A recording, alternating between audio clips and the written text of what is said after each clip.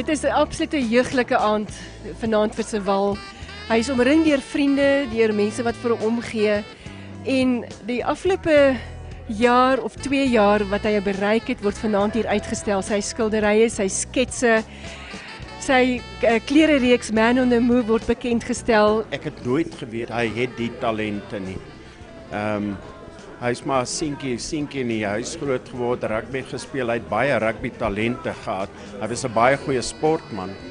Maar soos die man langsaan in die lesingsaal gesê het, as 'n ou so beseer is, dan ontwikkel jy sekere goed wat jy nie voorheen gehad het nie. En wat ek wel agtergekom het is dat Sewal baie kreatief is. Hy die drang om kreatief te wees. Hy het 'n verskriklike goeie geheue en hy skryf pragtig. Ek het nie geweet my kind besit sulke wonderlike eienskappe nie. Ek het nie daarvan geweet nie. Die pakkie het oopgegaan na hy beseer geraak het.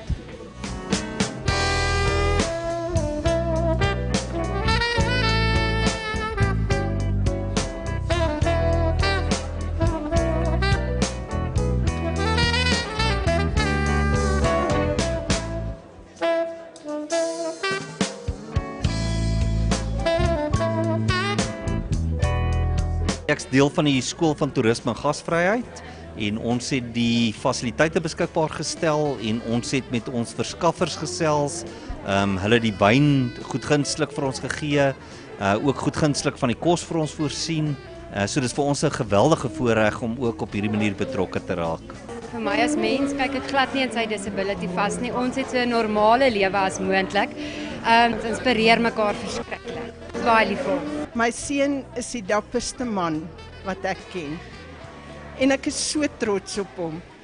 En hy hou nooit op om my te verbaas en te verstom en sprakeloos te laat nie. En sy kuns wat hy doen is nie net oor ek sy ma is nie, maar is vir my so fantasties.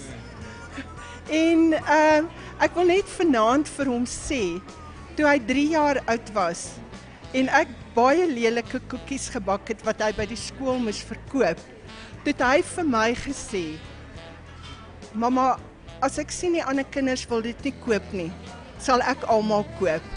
En ek wil vanaand vir hom sê, as ek sien die mense wil nie jou prentjies koop nie, mamma sal hulle almal koop.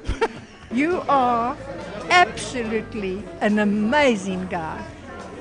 And I haven't got family, but I would take 800 of you instead of a real cousin.